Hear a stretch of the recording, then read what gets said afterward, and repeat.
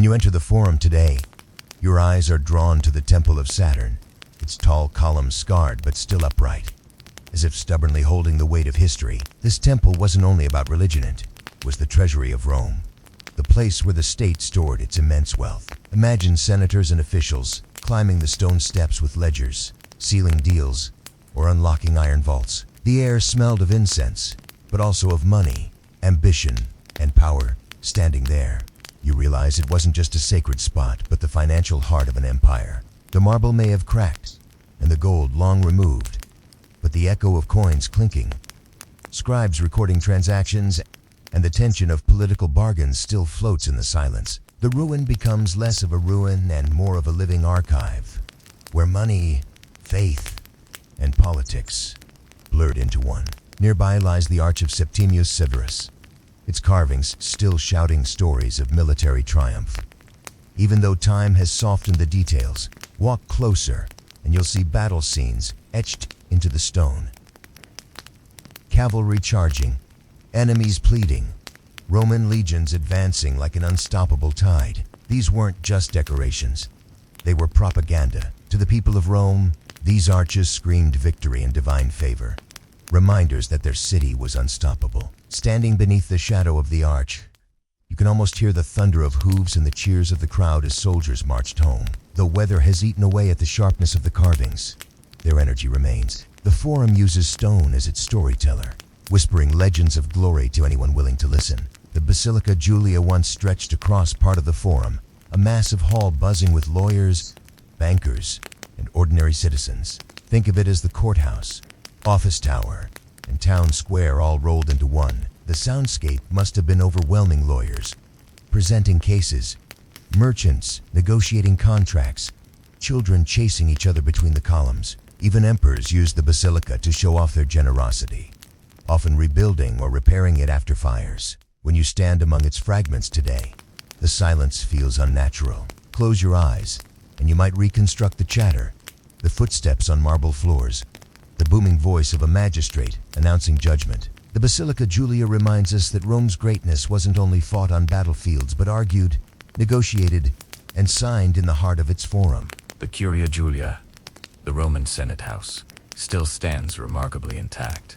Its plain brick walls, concealing centuries of debates that shaped the world. Inside, once sat the senators, draped in white togas with purple stripes, deciding the fate of provinces, armies, and even emperors. Here, voices could make or break men. One speech might grant an army its next conquest. Another could doom a general to exile. If walls could speak, the Curiae would echo with arguments about honor, ambition, and survival. The building itself is a symbol of continuity, rebuilt and repaired, but always central to Roman power. Standing there now, in the shadow of what was once political thunder, you feel that the conversations haven't ended. They're simply waiting for ears willing to hear. And then there was the rostra, the speaker's platform, decorated with the prows of captured enemy ships. From here, orators like Cicero, Julius Caesar, and countless others addressed massive crowds, their words rippling like waves across the Forum. Imagine standing in that crowd, straining to hear as an orator's voice rose above the noise, sometimes stirring applause, sometimes sparking riots. The rostra was where Rome's public heart beat the loudest, where ordinary citizens felt included in the theater of politics. To this day, its stones feel electrified, as if the echoes of those speeches are permanently etched into the air. Shadows of temples dedicated to gods, like Vesta and Castor and Pollux. The Forum's landscape, the Temple of Vesta, with its eternal flame tended by the Vestal Virgins, symbolized the safety and continuity of Rome itself. If that fire ever went out, people believed a disaster would strike the city. Think about the weight of responsibility those priestesses carried, and yet, amid their solemn duty, the Forum bustled around them with trade, gossip, and politics. The gods were in te hydnoi. They were woven into the daily life of Rome, their shrines standing alongside the halls of power. Even now, the broken columns look less like relics and more like signposts, pointing back to a time when religion and politics walked hand in hand. The Forum was not just for the elite. Ordinary Romans filled the space daily, buying bread, hearing news, meeting friends, or simply watching the spectacle of power unfold. Picture a baker's boy carrying trays of steaming bread past the rostra, a soldier boasting of his latest campaign while leaning against the arch, or a group of children playing beside the basilica steps. These fleeting moments made the Forum feel alive. That's why, when we look at the ruins today, the silence feels deceptive. It isn't an absence of voices, but an orchestra paused between movements, ready to play again if you listen closely enough. Foreign visitors were also drawn to the Forum, ambassadors from faraway lands bringing gifts or pleading their cases before Roman officials. Imagine the awe on their faces as they entered a space filled with towering temples, glittering marble, and the sheer crush of people. The Forum wasn't just the city square. It was a stage designed to impress, a symbol of Rome's dominance. For a Greek, an Egyptian, or a trader from the East, this wasn't merely politics, it was theater, carefully crafted to make them feel small. That's part of the genius of Rome. Power wasn't just enforced, it was performed. Fires, floods, and invasions struck the Forum many times, but each time it rose again, rebuilt and repurposed by emperors eager to leave their mark. Julius Caesar redesigned spaces, Augustus added monuments, and later rulers restored temples in their own names. The Forum was never static. It was a living canvas of ambition. To walk there now is to see layers of time compressed into one place, each emperor's egos stacked on the ruins of the last. It whispers of resilience, of a city that refused to fade even as it reinvented itself again and again. Today, the Forum is quieter, the marble worn, the stones cracked, but its voice remains. Every column is a sentence, every ruin a paragraph, and together they form a book still being read. Tourists lean against ancient walls, guidebooks in hand, but if they pause, they might hear something more. It's the sound of centuries, of orators and merchants, priests and children, all layered into the fabric of the place. The Roman Forum doesn't just preserve history, it projects. Italiano, it whispers to remind us that power is fleeting, glory fragile, but voices, once spoken, never truly vanish. The Roman Forum has always been described as the beating heart of ancient Rome, but to understand its true essence, you need to imagine it not as a ruin, but as a living, breathing city center. Picture the sun rising over marble columns, the smell of bread wafting from nearby stalls, and the noise of merchants shouting prices while senators prepare speeches. This was no sterile monument, it was the ultimate crossroads of politics, commerce, religion, and gossip. The Forum wasn't just a physical space. It was a stage where Rome's destiny unfolded daily. Temples stood shoulder to shoulder with law courts. Arches of triumph cast shadows over humble markets, and citizens of every rank mingled in an endless theater of ambition. To walk here was to feel the pulse of empire. One of the oldest and most sacred spaces in the Forum was the Temple of Vesta, home to the eternal flame that symbolized Rome's survival. Guarded by the Vestal Virgins, this fire was said to burn as long as the city lived. Imagine the quiet dignity of these women, moving through the bustle of the Forum, carrying both honor and fear. Their vows were strict, their roles sacred, and their influence immense. To see the ruins, today broken columns and scattered stones, one would hardly guess the weight they carried. Yet historist whispers from these fragments, reminding us that even empires built on legions relied on the fragile devotion of a flame. The Curia, or Senate House, stood as the ultimate power chamber of the Roman world. Here, marble walls echoed with debates that decided the fate of nations. Senators, draped in their togas, argued fiercely under the watchful gaze of statues and gods. Deals were struck, laws were forged, and betrayals simmered quietly in corners. The Curia we see today is surprisingly intact, preserved through conversions and restorations. But imagine it at its height, crowded with the most powerful men of the Republican Empire.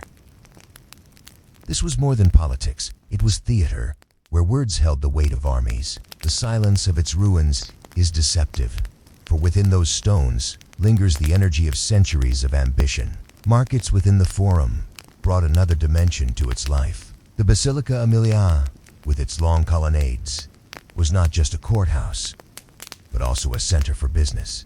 Moneylenders sat with ledgers, merchants traded goods from across the Mediterranean, and citizens haggled over daily necessities. Coins clinked, voices rose, and fortunes were made and lost beneath its roof. For the Romans, law and commerce were inseparable, and this basilica embodied that marriage. Standing among its scattered marble slabs today, you could almost hear the echo of deals struck and promises broken.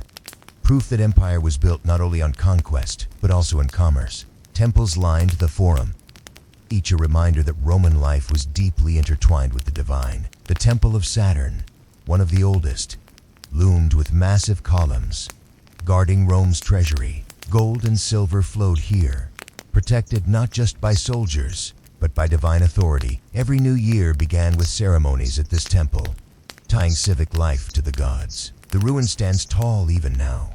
Its skeleton remains dramatic against the sky. Two ancient Romes. Saturn symbolized abundance and order. To us, his temple is a reminder of how fragile human wealth can be, outlived by the stones built to guard it. The Arch of Septimius Severus, still remarkably, tells its story in carved reliefs that climb its stone surface. Victories over Parthia are etched in painstaking detail, showing soldiers, captives, and triumphal march. Yet, like all Remenaches, it wasn't just commemoration, it was propaganda in stone, declaring the emperor's glory to every path. For ordinary Romans, it was a daily reminder of the empire's strength. For us, it's a window into how leaders shaped memory. The Forum's arches were not silent, they shouted Rome's victories to all who walked beneath them, demanding loyalty and oath. Among the grand monuments, the Rostra, the speaker's platform, was one of the Forum's most dynamic spaces. Imagine Cicero addressing the crowd, his words sharp as blades, swaying opinion and stirring hearts. From this platform, leaders rallied citizens, denounced rivals, and declared victories. It was a stage for democracy, dictatorship, and everything in between. The Rostra symbolized the Roman love of rhetoric, the belief that words could command armies and shape destiny. Standing before it today, one can still sense the lingering fire of speeches that once made the Forum shake with applause or roar with anger. Everyday life threaded through the grandeur of the Forum. Senators might debate in the Curia, but children still played tag near temples. Slaves carried baskets of goods, and fortune tellers whispered futures for a coin. Philosophers debated in corners, while veterans told tales of battle to wide-eyed youths. To us, the Forum feels like a museum, but to the Romans, it was alive, messy, noisy, and unpredictable. This collision of power and daily routine gave the Forum its character, making it not just a seat of empire, but also a reflection of society in all its complexity. Over time, the Forum changed as empires rose and fell. Pagan temples became Christian churches, marble was stripped to build new palaces, and weeds grew where senators once stood. Yet, even in decline, the Forum remained a place of memory. Medieval pilgrims walked through its ruins, marveling at the fragments of a world they barely understood. Renaissance artists studied its stone for inspiration, reviving classical grandeur in their own cities. Each era reimagined the Forum, layering its story with new meaning, while never erasing the old. Today, the Roman Forum stands as both ruin and revelation. Its columns reach into the sky like broken prayers. Its arches frame a silence filled with echoes. Tourists walk the same stones where emperors once strode, their footsteps adding 2 centuries of memory. Guides tell stories, cameras click, and yet beneath it all, the Forum itself whispers, quietly but insistently. It reminds us that empires rise, flourish, and crumble, but their voices never vanish. In the Forum, those voices still speak Eve. You take the time to listen. When you enter the Forum today, your eyes are drawn to the Temple of Saturn, its tall columns scarred but still upright, as if stubbornly holding the weight of history. This temple wasn't only about religion, it was the treasury of Rome, the place where the state stored its immense wealth. Imagine senators and officials climbing the stone steps with ledgers, sealing deals, or unlocking iron vaults. The air smelled of incense, but also of money, ambition, and power. Standing there, you realize it wasn't just a sacred spot, but the financial heart of an empire. The marble may have cracked, and the gold long removed, but the echo of coins clinking, scribes recording transactions, and the tension of political bargains still floats in the silence. The ruin becomes less of a ruin and more of a living archive, where money, faith, and politics blurred into one. Nearby lies the Arch of Septimius Severus, its carvings still shouting stories of military triumph. Even though time has softened the details, walk closer and you'll see battle scenes etched into the stone. Cavalry charging, enemies pleading, Roman legions advancing like an unstoppable tide. These weren't just decorations, they were propaganda. To the people of Rome, these arches screamed victory and divine favor, reminders that their city was unstoppable. Standing beneath the shadow of the arch, you can almost hear the thunder of hooves and the cheers of the crowd as soldiers marched home. The weather has eaten away at the sharpness of the carvings. Their energy remains. The Forum uses stone as its storyteller, whispering legends of glory to anyone willing to listen. The Basilica Julia once stretched across part of the Forum, a massive hall buzzing with lawyers, bankers, and ordinary citizens. Think of it as the courthouse, office tower, and town square all rolled into one. The soundscape must have been overwhelming. Lawyers presenting cases, merchants negotiating contracts, children chasing each other between the columns. Even emperors used the basilica to show off their generosity, often rebuilding or repairing it after fires. When you stand among its fragments today, the silence feels unnatural. Close your eyes, and you might reconstruct the chatter, the footsteps on marble floors, the booming voice of a magistrate announcing judgment. The Basilica Julia reminds us that Rome's greatness wasn't only fought on battlefields, but argued, negotiated, and signed in the heart of its forum. The Curia Julia, the Roman Senate House, still stands remarkably intact. Its plain brick walls concealing centuries of debates that shaped the world. Inside, one sat the senators, draped in white togas with purple stripes, deciding the fate of provinces, armies, and even emperors. Here, voices could make or break men.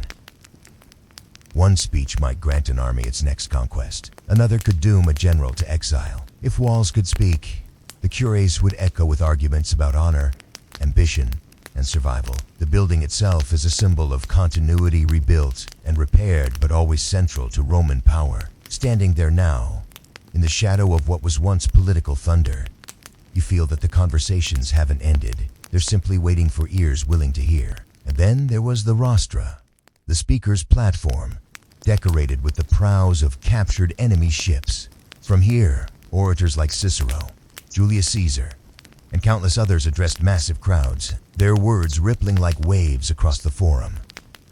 Imagine standing in that crowd, straining to hear as an orator's voice rose above the noise, sometimes stirring applause, sometimes sparking riots. The rostra was where Rome's public heart beat the loudest, where ordinary citizens felt included in the theater of politics. To this day, its stones feel electrified, as if the echoes of those speeches are permanently etched into the air, shadows of temples dedicated to gods, like Vesta and Castor and Pollux.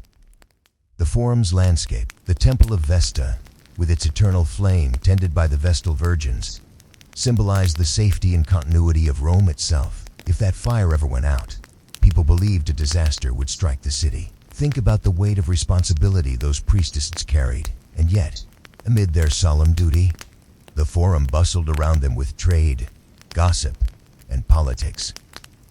The gods were in, they hid no eye. They were woven into the daily life of Rome, their shrines standing alongside the halls of power. Even now, the broken columns look less like relics and more like signposts, pointing back to a time when religion and politics walked hand in hand. The Forum was not just for the elite. Ordinary Romans filled the space daily, buying bread, hearing news, meeting friends, or simply watching the spectacle of power unfold. Picture a baker's boy carrying trays of steaming bread past the rostra, a soldier boasting of his latest campaign while leaning against the arch, or a group of children playing beside the basilica steps. These fleeting moments made the Forum feel alive. That's why, when we look at the ruins today, the silence feels deceptive. It isn't an absence of voices, but an orchestra paused between movements, ready to play again if you listen closely enough. Foreign visitors were also drawn to the Forum, ambassadors from faraway lands bringing gifts or pleading their cases before Roman officials. Imagine the awe on their faces as they entered a space filled with towering temples, glittering marble, and the sheer crush of people. The Forum wasn't just a city square. It was a stage designed to impress, a symbol of Rome's dominance. For a Greek, an Egyptian, or a trader from the East, this wasn't merely politics, it was theater, carefully crafted to make them feel small. That's part of the genius of Rome. Power wasn't just enforced, it was performed. Fires, floods, and invasions struck the Forum many times, but each time it rose again, rebuilt and repurposed by emperors eager to leave their mark. Julius Caesar redesigned spaces, Augustus added monuments, and later rulers restored temples and their own names. The Forum was never static. It was a living canvas of ambition. To walk there now is to see layers of time compressed into one place. Each emperor's ego stacked on the ruins of the last. It whispers of resilience, of a city that refused to fade even as it reinvented itself again and again. Today, the Forum is quieter, the marble worn, the stones cracked, but its voice remains. Every column is a sentence, every ruin a paragraph, and together they form a book still being read. Tourists lean against ancient walls, guidebooks in hand, but if they pause, they might hear something more. It's the sound of centuries, of orators and merchants, priests and children, all layered into the fabric of the place. The Roman Forum doesn't just preserve history, it projects. Italiano, it whispers to remind us that power is fleeting, glory fragile, but voices, once spoken, never truly vanish. The Temple of Antoninus and Faustina rises at the edge of the Forum, a place where layers of history overlap like voices echoing through time. Originally built by Emperor Antoninus Pius, in honor of his beloved wife Faustina. It symbolized love, transformed into stone. Centuries later, Christians claimed the building and reshaped it into a church, wrapping their faith around its pagan columns. To stand before it now is to witness survival, adaptation, and the blending of belief. The grooves on its columns have seen emperors worshipped, monks chanting, and now travelers snapping photographs. If you listen carefully, it whispers that Rome was never static. It constantly reinvented itself. The Arch of Titus looms as a cave narrative in marble, showing soldiers carrying treasures looted from Jerusalem. Citizens once walked under it in awe, feeling pride in their empire's reach.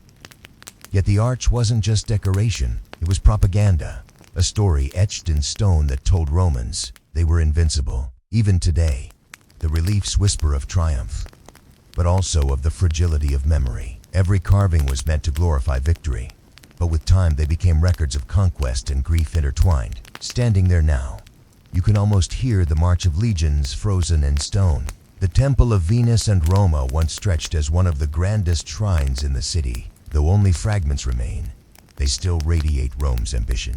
This was a space that fused love with destiny, beauty with eternity. Priests once lit fires here, offerings were left, and citizens believed the goddess blessed their empire's survival. Picture the glow of lamps flickering at night, the air heavy with incense and devotion. Today, the ruins hum with pride, telling anyone who visits, this city believed it was forever. The whisper is not arrogant, it is hopeful, reminding us how faith shaped stone. Devia Sacra, the sacred road, slices through the Forum like a living artery. Over centuries, it bore the weight of countless footsteps. Emperors in golden chariots celebrating triumphs, generals returning from distant wars, priests leading solemn processions, and simple citizens hurrying to market. The stones themselves are polished by centuries of souls, as if Rome's very soul was pressed into the road. Walking along it today, weeds sprouting between the cracks, you can still feel the rhythm of life flowing beneath your feet. The whispers are soft, but insistent. This was the path of glory and struggle. Markets once sprawled across the Forum, vibrant and chaotic. Spices from the east mingled with the aroma of fresh bread. Traders shouted in Greek, Latin, and countless tongues, while buyers haggled with gestures as much as words. This wasn't just an economy. It was the empire condensed into a single plaza. Exotic fabrics, shining trinkets, and rough clay pots all changed hands here. Imagine the clamor of bargaining, the clatter of carts, the laughter of children sneaking figs from stalls. Even now, the stones seem to echo with that commerce, whispering tales of exchange, connection, and Rome's cosmopolitan heart. The Temple of Castor and Pollux stands now as three tall columns, elegant yet solitary. To the romance it honored the divine twins said to have appeared in battle, saving their city. But the temple became more than a shrine. It was also a meeting ground for polenax, announcements, and even financial dealings. Imagine citizens gathering on its steps, listening as decrees were read, or as traders struck deals under divine eyes. Those columns, rising proudly against the sky, still seemed to whisper. Once, faith and business walked hand in hand here, shaping Rome's destiny. Graffiti scratched into the forum's walls reminds us that ordinary Romans also left their marks. Beyond temples and arches, the people themselves carved prayers, jokes, and names into stone. A soldier scribbling before marching away, a lover leaving initials, a worker marking his pride. Believed their words fleeting, yet they endured for millennia. Archaeologists still discover these traces, proof that history belongs not only to emperors, but to everyday voices. Those faint scratches whisper across time that life in Rome was as personal as it was political, full of humor, longing, and human fragility. The shadow of Nero's Colossus once stretched across this space, though the statue itself has long vanished. Imagine the sheer audacity of a bronze giant towering above the Forum, reminding all of imperial ego. Now, only the memory remains, but it is almost louder than the monument itself. Standing where it once stood, you feel the ghost of scale, a whisper of hubris turned into legend. It teaches us that even monuments, meant to be eternal, fade. Yet their absence can speak just as powerfully as their presence once did. Gardens and open courtyards softened the hard lines of temples and arches. They were places of shade, fountains, and respite, where citizens could sit after market or senators could pause between debates. Children might have played near fountains, while lovers strolled beneath porticos. These spaces carried whispers, not of politics or conquest, but of laughter, daily life, and human connection. The Forum wasn't the only, it was also gentleness. In the rustle of leaves and trickle of water, you can still imagine voices of the past, reminding us that Rome's strength was also its humanity. And through it all, the Forum was alive with sound. Priests chanting, orators booming, merchants haggling, and families gossiping, all created a constant hum that defined the heart of Rome today. Visitors hear mostly silence, save for camera shutters and tour guides. But if you stand still, close your eyes, and let the ruins speak, the whispers return. They don't shout anymore, but they remind us history is never dead. It only waits for someone willing to listen. The Forum's voice continues, not in thunder, but in echoes that refuse to fade. The Forum wasn't just a marketplace of goods. It was a marketplace of voices, ideas, and ambitions. Imagine the air filled with the cries of vendors, the laughter of children chasing each other between columns, and the stern commands of magistrates trying to impose order.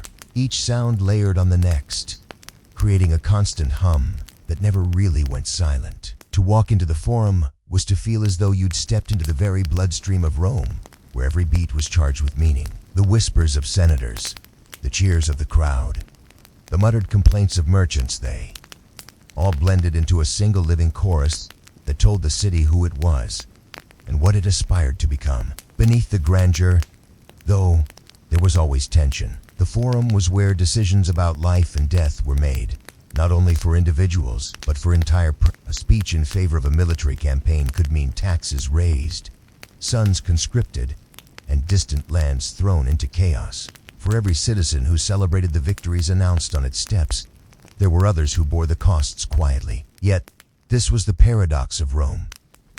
Power centralized in marble, but its consequences radiating far beyond the walls. The Forum embodied this fragile balance, beauty masking brutality.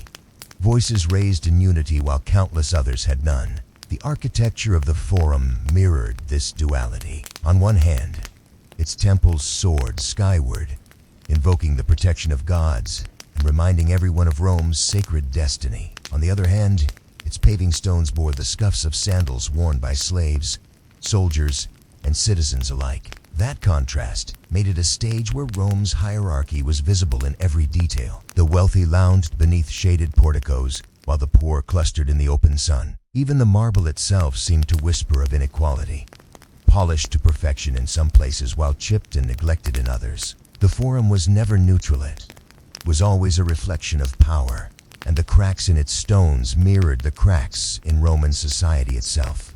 At midday, the Forum shifted. Shadows shortened, voices grew louder, and the heat pressed down on every surface. Vendors hawked olives, bread, and wine. Lawyers rehearsed speeches under their breath. Priests prepared sacrifices in the temples nearby. It was a rhythm as predictable as the rising sun, yet each day felt urgent, as though history could tilt in any direction with a single decision. That was the Forum as a true genius. It made the ordinary feel extraordinary, turning the daily grind into a performance of civic life. Even the smallest transaction carried the weight of being seen, judged, and remembered within those stone walls. The Forum wasn't only a Roman spas, it was international. Traders from across the Mediterranean brought spices from the east, cloth from the provinces, and stories from lands most citizens would never see. The variety of tongues spoken on any given day turned the Forum into a microcosm of the empire itself. It was here that Rome both consumed and displayed its power, taking in the riches of the world and projecting an image of invincibility. Yet within this dazzling mix was also vulnerability. The more interconnected Rome became, the more fragile its center appeared. A disruption far away could echo right into the Forum's heart. Think of the statues. Everywhere you turned, marble faces stared down, frozen in idealized expressions of authority. Generals, senators, and emperors claimed their place in stone, hoping their image would outlast their lives. For citizens walking beneath them, these statues were constant reminders of who controlled their fate. But statues can be toppled, faces can be defaced, and even marble wears away with time. The Forum's gallery of power was both a celebration of permanence and a quiet acknowledgement of its own imp. To modern eyes, those cracked pedestals whisper louder than the polished surfaces ever did. The Forum was also a stage for protest. Citizens who felt overlooked could gather here to shout grievances, hoping their voices would carry to those in power. Sometimes it worked, sometimes it ended in punishment. But even when ignored, those cries left their mark, echoing off stone and embedding themselves in memory. The stones don't just remember the victories carved into inscriptions. They remember the footsteps of the unheard, the brief moments when the powerless dared to make themselves visible. In that sense, the Forum is still alive today, not only in the grandeur of ruins, but in the human struggle they once contained. On festival days, the Forum transformed into something almost unrecognizable. Decorations draped over columns, music echoed through the square, and processions wound their way past the temples. People from every corner of the city flocked to see and be seen, turning politics into performance and religion into spectacle. These moments blurred the line between sacred and civic life, reminding Romans that the Forum was not just a workplace for politicians, but a shared stage for the entire city. For a brief time, even the ordinary could bask in the extraordinary glow of Rome's collective identity. And yet, beneath all this celebration lay fragility. Fires sometimes swept through, earthquakes cracked the stones, and invading forces threatened from beyond. Each disaster left its scar, and though Rome always rebuilt, the scars never truly disappeared. They remain visible even today, a reminder that no empire, however eternal it seems, is immune to time and fate. Walking through the ruins, you don't just see broken columns, you hear the whispers of all those who believed Rome would never fall, even as the cracks had already begun to spread beneath their feet. Even now, when you stand among the ruins, the Forum has a way of speaking. The broken columns and half-buried stones, Dante feels silent. They feel alive with echoes. You can almost hear sandals striking the pavement, a senator's cloak brushing past, or a priest chanting at the altar of Vesta. The Forum's survival, even in fragments, proves how memory clings to place. Rome called itself eternal, and while its empire crumbled, this space endures, whispering fragments of countless lives lived and lost here. That is its true power, not just what was decided within it, but the way it continues to remind us that every empire, no matter how mighty, is made of people. Their ambitions, fears, and voices still linger, long after the marble has cracked and the crowds have gone. The Forum wasn't only a stage for politicians, it was also the beating heart of Rome's economy. Markets sprawled across its edges, stalls piled with exotic goods that spoke of Rome's reach across continents. Silk from the east shimmered next to olive oil from Spain, while spices traveled farther than the average citizen could imagine. Shoppers whizzed through crowds where senators debated and soldiers paraded. The mixture of commerce and politics gave the Forum its unique rhythm, a place where wealth and power were always on display. The atmosphere was charged, a daily reminder that Rome thrived on both trade and governance, each feeding the other. Amid this bustle, the Forum also became a sacred ground. Temples rose like pillars of faith, towering above the marketplace. Each building was a dedication to gods who supposedly protected Rome. Jupiter's temple, Grong and Solum, stood as a promise of divine favor. Priests conducted rituals here, blending smoke, chants, and sacred oaths into the fabric of civic life. To Romans, politics wasn't separate from religion. Every decision carried a divine shadow. Standing there, you could feel how belief and statecraft intertwined, binding the empire's fate to gods invoked in stone and ceremony. The triumphal processions that wound through the Forum were more than parades. They were carefully crafted performances of power. Victorious generals returned from campaigns, leading soldiers who carried spoils and prisoners, their march ending at the temple steps. Crowds threw red, not just in admiration, but also in reassurance. Rome still ruled.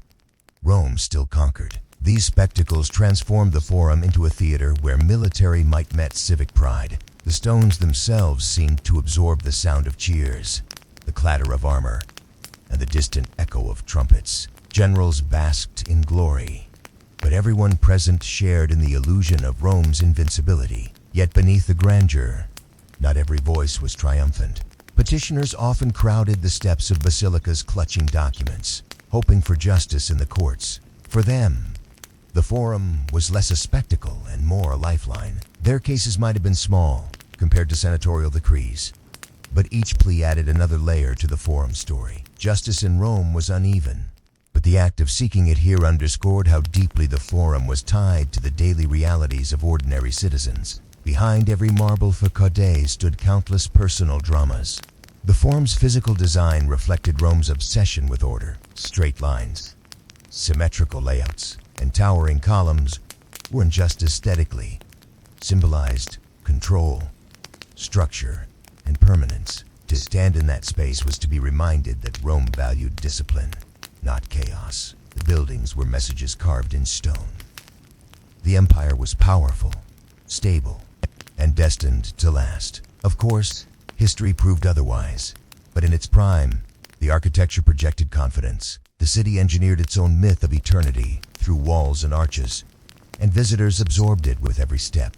Even as Rome's empire expanded, the Forum remained the symbolic core. Governors, envoys, and ambassadors arriving from distant provinces inevitably passed through it. For them, this wasn't just a civic space, it was the heart of an empire whose reach spanned deserts, forests, and seas. The Forum was Rome compressed into a single square. Power, faith, commerce, and spectacle, all intersecting. Its importance went beyond stone and mortar. It was the visible proof that Rome had turned from a small city into the world's dominant force. Every foreigner who walked through it carried that impression home.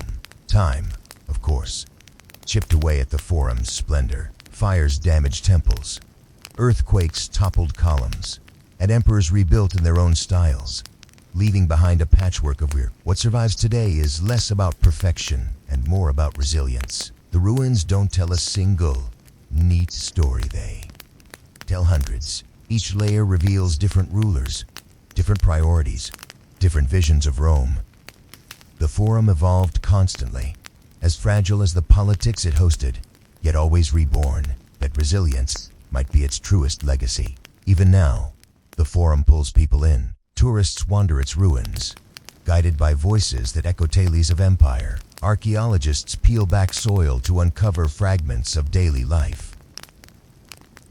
Pottery, coins, inscriptions that once carried names of forgotten citizens. Each discovery is a reminder that history isn't just about emperors and senators. It's about bakers, soldiers, merchants, and children who left small traces behind. The Forum, in its broken state, continues to whisper not of perfect glory, but of the countless lives that made Rome real. The enduring fascination with the Forum lies in its contradictions. It was a place of triumph, but also betrayal, of divine worship, but also corruption, of great speeches and whispered conspiracies. To study the Forum is to confront the complexity of Rome itself.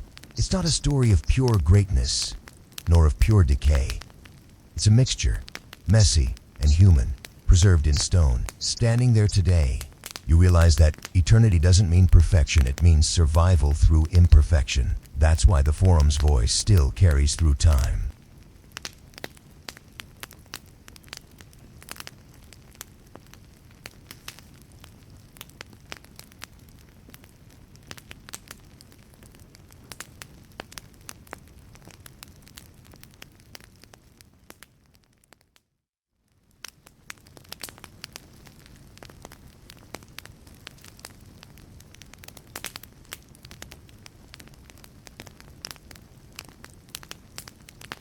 The Forum Romanum was never static. It was always in motion, a living place that grew and shrank with the tides of history. One day it could be filled with triumphant parades.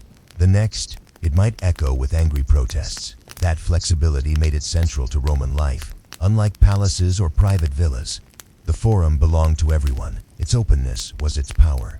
A space where the voice of the crowd could amplify or crush ambition. Even emperors understood this. They built arches and temples here not only to honor gods or victories, but to claim a visible connection to the people. Every stone carried a message, and every visitor added to the narrative. When archaeologists peel back layers of earth here, they uncover not only monuments but also everyday objects.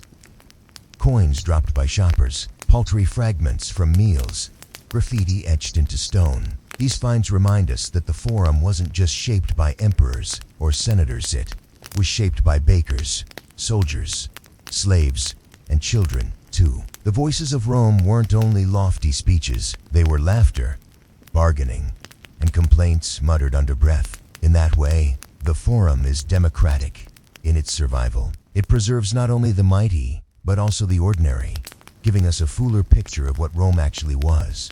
The Forum was also the city's calendar, its rhythm of time. Festivals, markets, and ceremonies provided structure to the year, marking seasons with shared experiences. Citizens didn't need written schedules. They followed the sounds and sights of the Forum.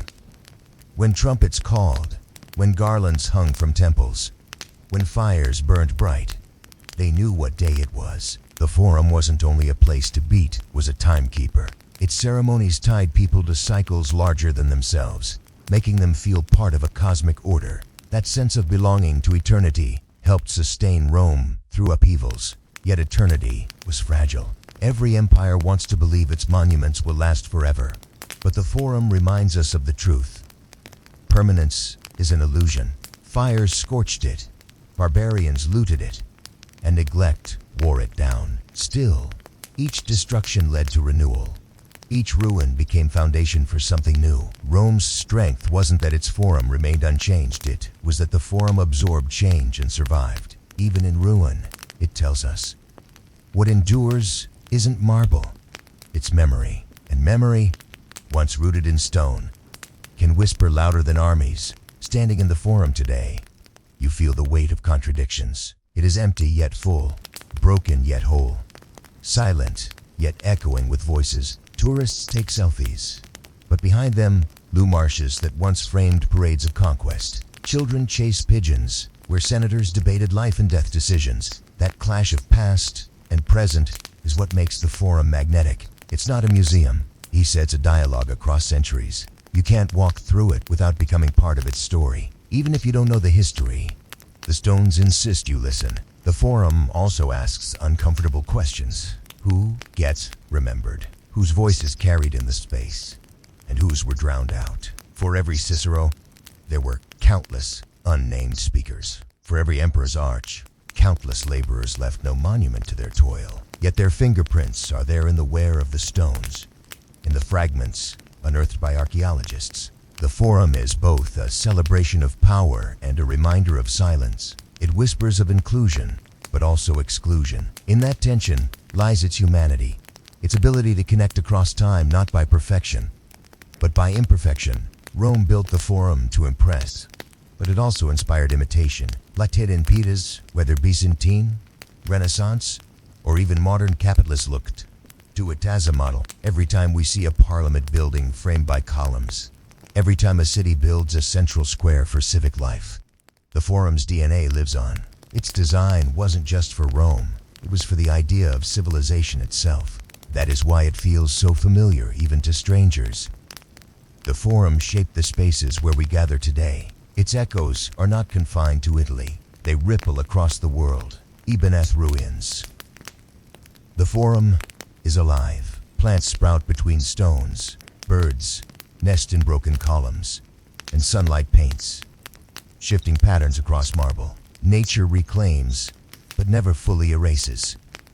This coexistence of decay and life adds to its magic. It teaches that memory doesn't require perfection. A cracked column can hold as much meaning as an intact one. In fact, sometimes imperfection makes history more tangible. When you touch a worn stone, you connect not only with Rome's glory, but with its fragility. That mix is what makes the Forum eternal. The Forum reminds us that power is performance. Speeches, parades, and rituals were staged here because visibility mattered.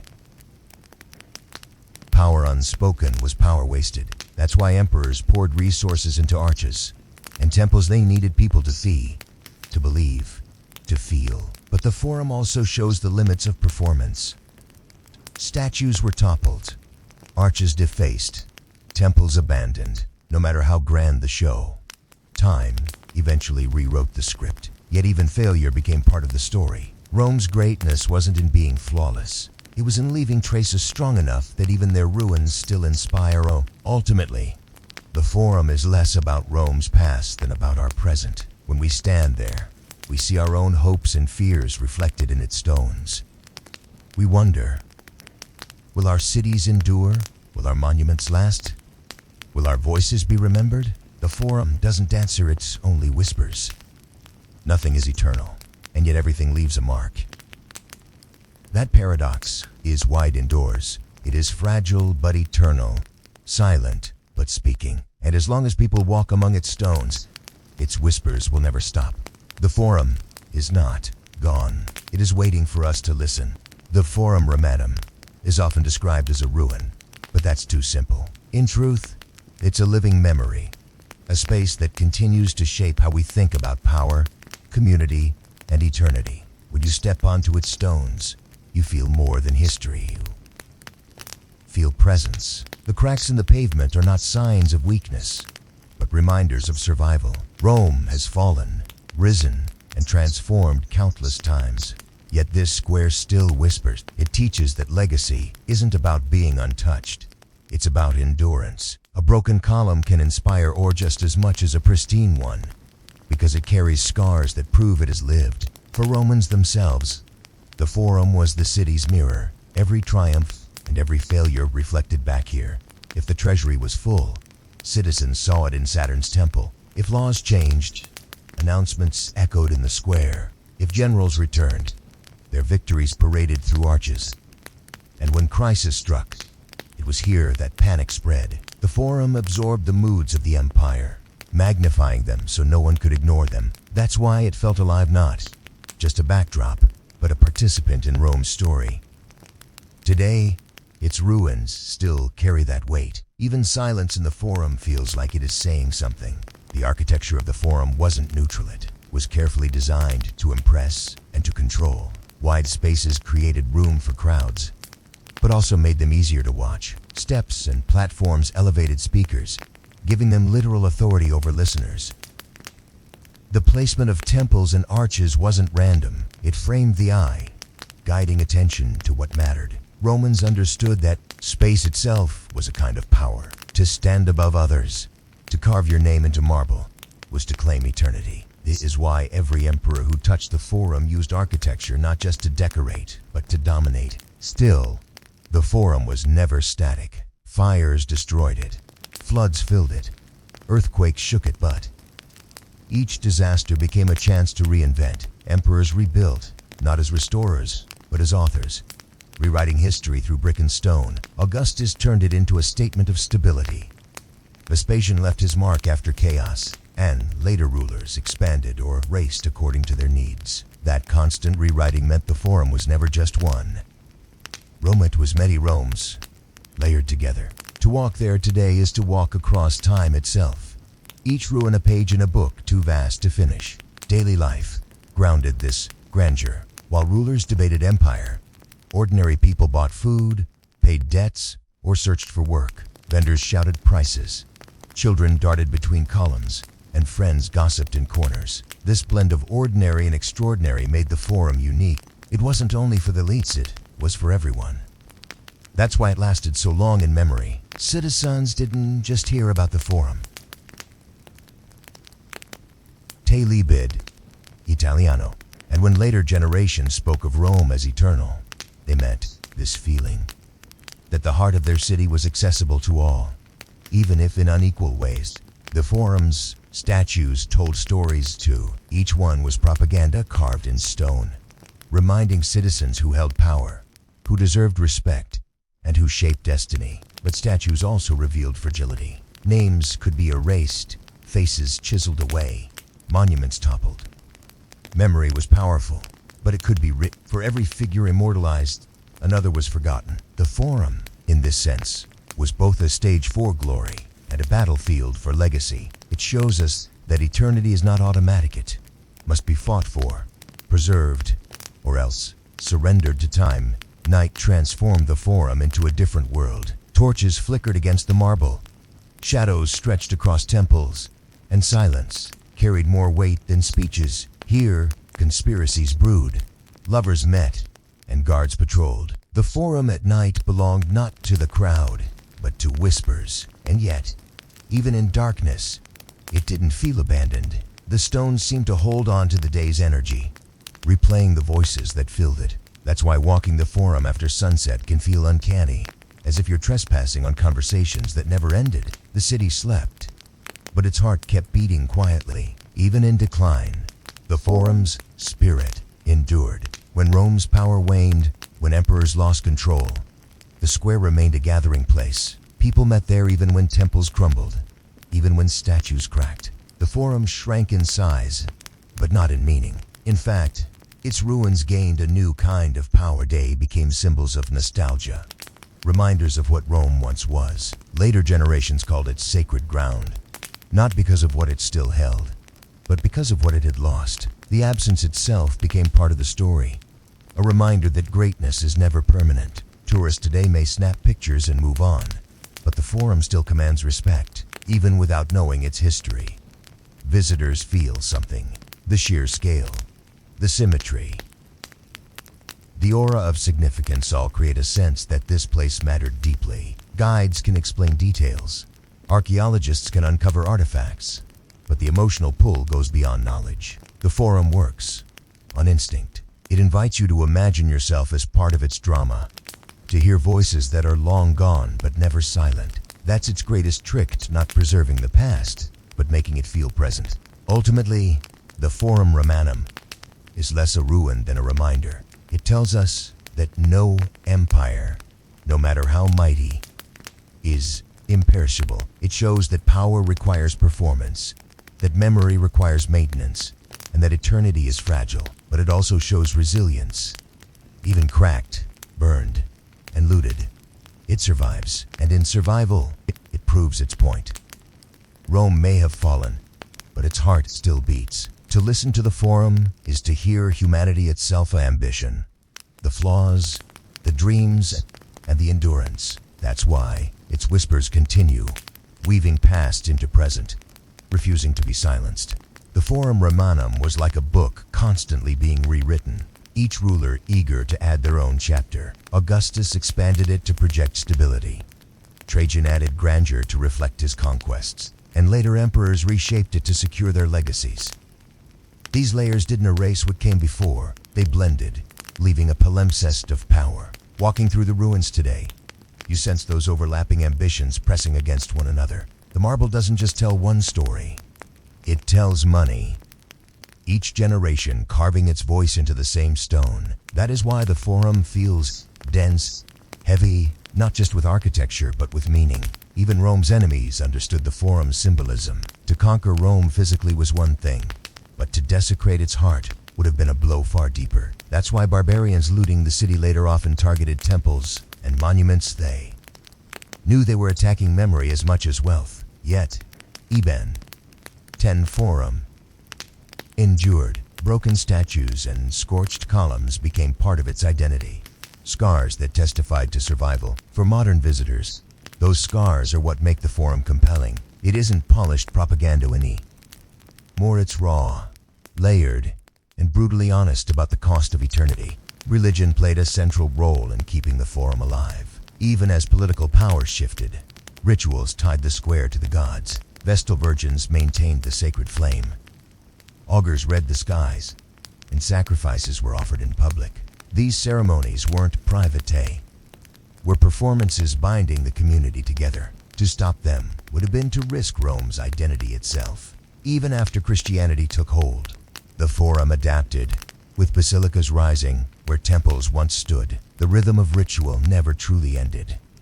It simply changed form. This adaptability ensured the Forum remained central no matter who held power. Daily business thrived alongside ritual. Merchants, bankers, and traders clustered around basilicas, transforming the Forum into an economic hub. Deals were struck over benches, coins clinked in hands, and contracts were witnessed in public. Transparency was key. Rome valued the visibility of its commerce as much as its politics. To trade in the Forum was to anchor your business in the city's legitimacy. That's why the Forum wasn't just symbolic, it was practical. It was where Rome's wealth flowed, not hidden behind doors, but visible in plain sight. This openness fueled trust in the empire's economic engine. The Forum was also an arena of justice. Trials held here were public, ensuring that law wasn't an abstract concept, but a lived reality. Accusations echoed against marble, and verdicts shaped reputations instantly. People gathered not only for entertainment, but to witness fairness or corruption play out in real time. Justice in the Forum was as much about perception as outcome.